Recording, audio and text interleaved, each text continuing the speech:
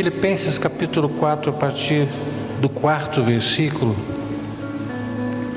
e a gente vai estar lendo até o 8º. Diz assim: alegrai-vos sempre no Senhor, outra vez digo, alegrai-vos.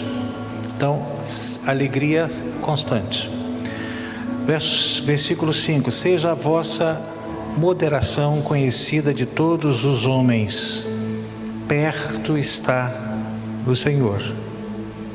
Não andeis ansiosos de coisa alguma. Em tudo, porém, sejam conhecidas diante de Deus as vossas petições, pela oração e pela súplica, com ações de graças. Versículo 7: e a paz de Deus, que excede todo entendimento, guardará o vosso coração e a vossa mente em Cristo. Versículo 8: finalmente, irmãos, tudo que é verdadeiro, tudo que é respeitável, tudo que é justo, tudo o que é puro, tudo o que é amável, tudo o que é de boa fama, se alguma virtude há e se algum louvor existe, seja isso que ocupe o vosso pensamento. Pode sentar.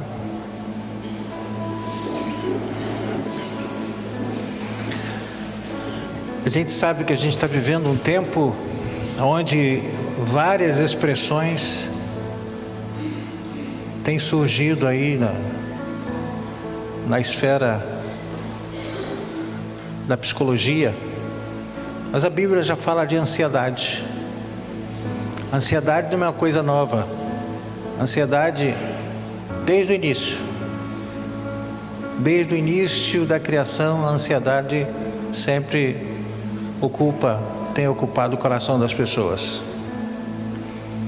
Mas hoje a gente fala sobre síndrome do pânico, medo, mas é tudo traduzido em ansiedade. O que gera ansiedade? O próprio medo, o temor, a dúvida, a insegurança, a desconfiança, a decepção, a frustração, a perda da autoconfiança e a perda da força, ou sem força de superação. Tudo isso gera ansiedade. E aí, quando o apóstolo Paulo, ele fala no versículo 8, seja isso que ocupe, eu nunca vou ocupar aquilo que Deus falou para ocupar se eu estiver cheio de ansiedade, porque eu estou ocupando o lugar que não pertence à ansiedade. Por isso que ele fala assim: não andeis ansiosos, em tudo sejam conhecidas, lançar sobre ele. Eu preciso esvaziar minha mente das minhas preocupações, dos meus medos, das minhas inseguranças, das minhas dúvidas, das minhas frustrações, decepções, mágoas, ressentimentos, e lançar para Deus, para que possa ocupar no meu coração, no seu coração, aquilo que é justo, aquilo que é agradável, aquilo que é amável, aquilo que é de boa fama, aquilo que é verdadeiro, aquilo que é respeitável, possa ocupar a nossa mente. Mas quando nós estamos ansiosos, quando existe ansiedade, a nossa mente está ocupada e essas coisas elas não têm espaço dentro de nós. A gente fica totalmente na esfera da insegurança. Há muitas pessoas que estão com desequilíbrios emocionais, certamente por causa dos enfrentamentos diários. E é por causa desses desequilíbrios emocionais, constrói-se no interior dessas pessoas sentimentos de ansiedade. Algumas, elas se generalizam, preocupações, angústias, decepções, frustrações, ressentimentos. Esse é o desequilíbrio. E aí nós temos um inimigo, você e eu temos um inimigo que conhece a Bíblia e sabe aquilo que vai me desestabilizar, que vai me gerar ansiedade. Então ele cria todas as situações para eu me sentir inseguro, para eu me sentir com medo.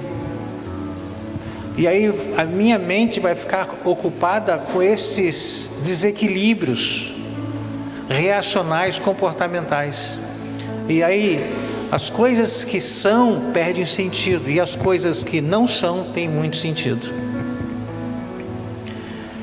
Observe-se que nesses últimos dias, nesse século presente, muitas pessoas têm se sobrecarregado com muitos afazeres, mas tem uma razão do porquê ele se sobrecarrega. Às vezes, essa sobrecarga é um mecanismo de defesa, é uma fuga, ou uma tentativa de mudança na mudança do foco. Tem gente que trabalha. Por quê? Porque se ele parar, a mente dele fica ocupada pelo medo, pela insegurança, pelo temor, pelas preocupações, e aí ele fecha a sua mente para tudo e começa a trabalhar. Não tem tempo para mais nada. Mas é um mecanismo de defesa ou uma fuga. Essas pessoas que estão nesse aspecto, elas não têm o hábito de fazer conhecida, Deus conhecer essas coisas. Nós lemos isso aqui. Em tudo, porém, sejam conhecidas diante de Deus as vossas petições. Aí vai, mas Deus sabe todas as coisas. Tá, Ele sabe todas as coisas. Mas você pediu alguma coisa, Ele só dá o que você pedir. Deus não vai intervir ou entrar sem que você peça, sem que você tome uma atitude. Deus não é o nosso empregado, nós somos servos dele. Ele não é nada nosso, Ele é Deus, Ele é Pai. Agora eu preciso passar para Ele todos os meus medos, todas as minhas inseguranças, todas as minhas preocupações, todos os meus temores, porque isso invade a mente e eu não tenho mais cabeça para mais nada. É uma coisa lógica, porém uma coisa que a gente não pratica, lançando para Deus. E aí essa sobrecarga de responsabilidades, ela tem provocado o acúmulo de estresses, aumentando a ansiedade, as angústias, a impotência comportamental, não tem força, não consigo. Complexos diversos. Olha como é que nós somos minados. Quando não ocupa a palavra de Deus, que Ele diz que nós devemos fazer, e nós somos invadidos e damos lugar para essas situações que nos transtornam, nós somos minados, a nossa força é minada, a gente não tem força para mais nada, só tem força para deitar e dormir, ficar deitado, sem força para se levantar, sem força para comer, porque o diabo dessa forma, como ele não pode tocar, ele lança situações e eu acabo sendo minado pela preocupação, pelos meus medos. Essa sobrecarga tem levado as pessoas a sentirem uma vaziez na sua alma, sentimentos depressivos e entediamento emocional. Tem pessoas que estão entediadas, tem família, tem casa, tem carro, tem tudo, mas está entediado emocionalmente. Por que isso? Porque eu não faço o mínimo, que é a Bíblia Sagrada, através do apóstolo Paulo, que ele escreveu aos Filipenses, que eu devo fazer as minhas petições, aquilo que eu preciso, ser conhecido para Deus, mas eu não tenho força nem para pedir. Eu fico sem força para pedir, mas eu preciso fazer conhecido toda a minha angústia, todas as minhas preocupações, todos os meus medos. Mas normalmente quando a gente está assim, a gente se fecha. E aí as coisas elas não acontecem. E aí eu começo a me entediar.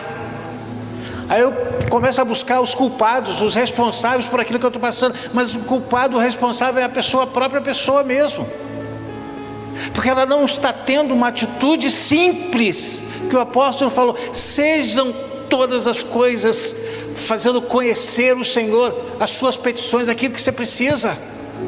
Ah, mas eu não tenho força para orar. Pensa pelo menos nisso, porque você não precisa usar palavras com seus lábios para você falar com Deus. Você pode orar na sua mente, que é chamado orar em espírito. Não tem força para falar? Não fala. Ah, se não tem força para chorar, chore orando, que as suas orações, Deus possa ouvir as suas orações através das suas lágrimas.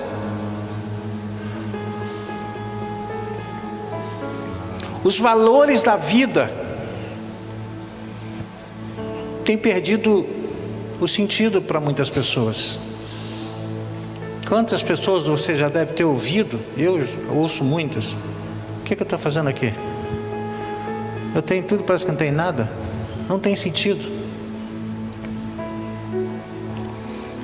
Tudo para essas pessoas, elas têm perdido o sentido das coisas, pela falta de sincronização entre o mundo interior delas com a realidade vivida exteriormente.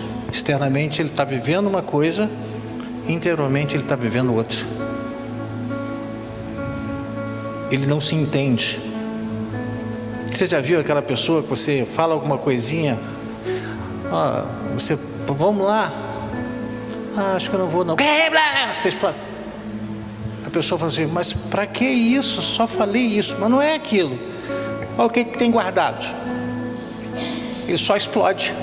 É a gota que caiu, né? É a gota d'água que fez transbordar. Porque o que está na mente são os medos, são as preocupações, são as inseguranças, são os complexos. E qualquer coisinha você explode, porque não é aquela situação, porque o seu interior está vivendo uma guerra. O exterior, qualquer coisinha, a guerra parece que é a terceira guerra mundial para a sua vida. Você está entendendo o que eu estou dizendo? Diga glória a Deus. Mas é uma questão, parece simples, mas há uma certa complexidade. Aí fala: mas para que isso? Não, a Bíblia Sagrada, ela se apega muito nesse termo. Sabe por quê? Porque as pessoas não lançam para Deus, lançando sobre Deus toda a vossa ansiedade, porque Ele tem cuidado. Mas se eu não lanço, eu fico sabendo que Ele cuida, mas não lanço nada, não entrego nada para Ele. Eu quero resolver. Não, eu resolvo. Deus não tem nada com isso. Não tem. E você que é o responsável, você não consegue fazer, e sozinho você não vai resolver.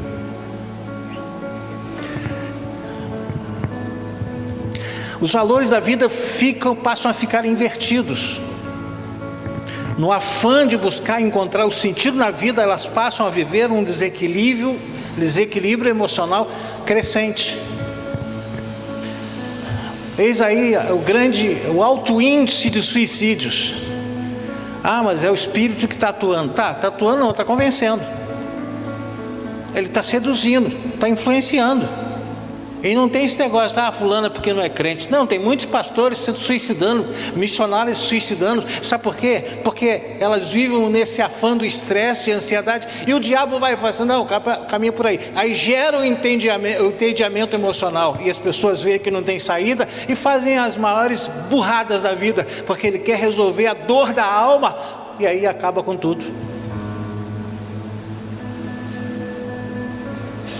Saber que o diabo ele usa as pessoas para se lançar, para se suicidar na frente de um caminhão jogado na ponte. Você sabe que eu sou terapeuta. Eu estou cuidando de um menino de 13 anos, 13. Ele tentou se pular da ponte 2 vezes, aquela de Bom Jesus. Tentou saltar do 2º andar da escola onde ele estuda. Uma vez, tentou saltar do 2º andar da casa da avó dele, que lá em cima, 13 anos. E agora ele tentou tomar veneno para matar barata. 13 anos. E aí? Ele já viveu alguma coisa? É 13 anos só. Mas tudo está de cabeça para baixo na vida dele. Então, essa questão do seu... Não adianta você ficar bonito. A gente fica bonito, olha no espelho. Nossa, estou arrebentando hoje. E dentro você está arrebentado. Não adianta. E quanto mais eu me embelezo, mais eu acabo maquiando o que eu estou por dentro. A beleza, às vezes, ela é para esconder, é para maquiar a minha angústia, os meus medos, as minhas frustrações, as minhas decepções, e aí eu vou partir para assumir um outro personagem.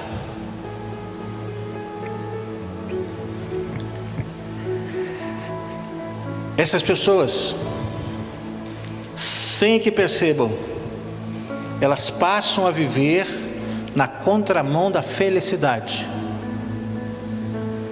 da satisfação, da realização e da paz. Enfim, cada dia vivido, essas pessoas têm se sentindo cada vez mais perdidas na trajetória da vida delas. Hoje está muito fácil. A pessoa está animada, uma semana animada, na outra semana está derrotada, fracassada, oscila. Mas por quê?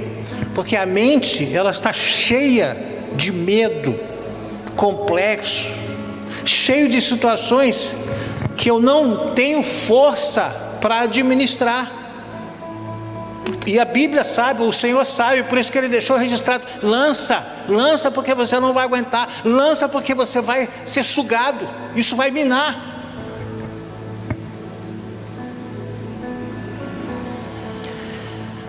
A dificuldade que essas pessoas têm enfrentado no dia a dia são semelhantes aos espinhos de uma flor que crescem diariamente, sempre trazendo incômodo comportamental.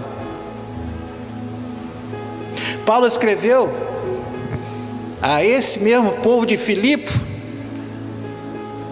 e nós lemos, ele disse: não ande ansioso, não ande ansiosa. Por quê? Porque você não vai aguentar, que você não suporta, porque você não aguenta,